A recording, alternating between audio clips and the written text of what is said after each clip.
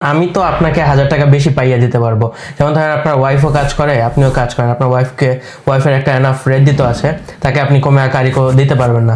আমি আপনার কমে কারিকো দিয়ে দিলাম, আপনি এখানে 690 ইউরো পেয়ে গেলেন, আপনার লাভ হলো? লাভ তো হবে না। নিয়মের বাইরে গিয়ে তো অবশ্যই সব ধরনের কাজই করা যায়। তারা এখন সবাই নিয়মের বাইরে গিয়ে এই যে রেন্টে করে 50 ইউরো দিয়ে আপনার 1 বছরের আব্বোনামেন্ট করে, কিন্তু এটাতে আলটিমেটলি গিয়ে কিন্তু যখন কন্ট্রোল হবে তখন তারা ঠিকই বিপদের সম্মুখীন হবে।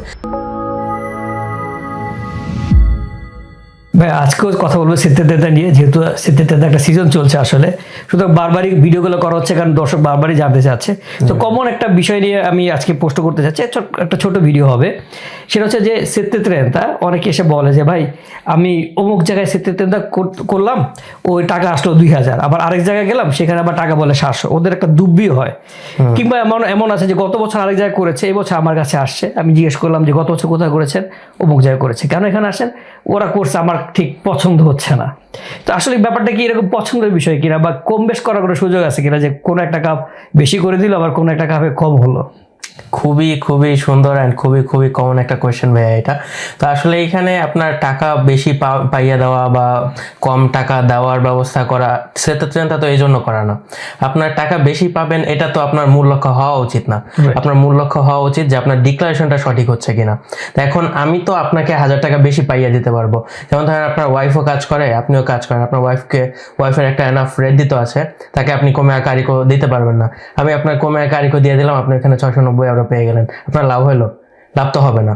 আলটিমেটলি 2 বছর 3 বছর 4 বছর 5 বছর পরে যখন এটা কন্ট্রোল হবে, আপনার ওই 690 টাকার পরিবর্তে 6900 টাকা দেওয়া লাগতে পারে।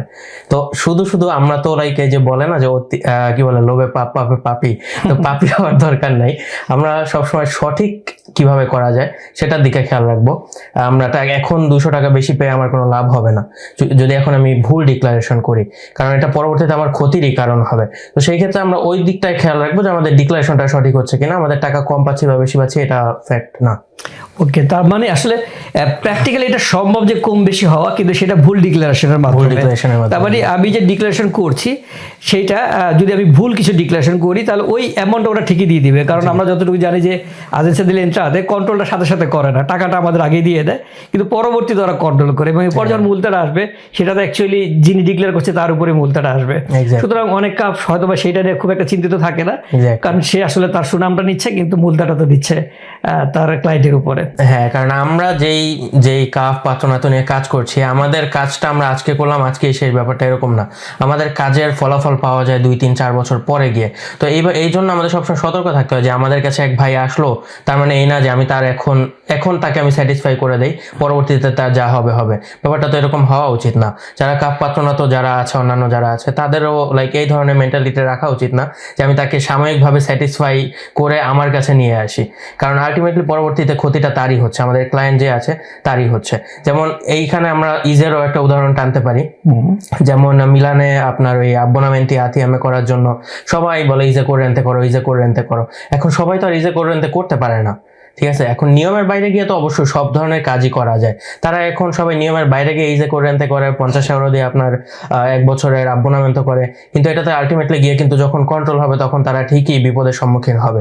তো এইভাবে নিয়মের বাইরে গিয়ে সাময়িক লাভ খোঁজার দিকে আমরা না যাই, আমরা সঠিক দিকে যাই, যাতে আমাদের সাময়িক লাভ না হলেও পরবর্তীতে কোনো ক্ষতির সম্মুখীন না হতে হয়।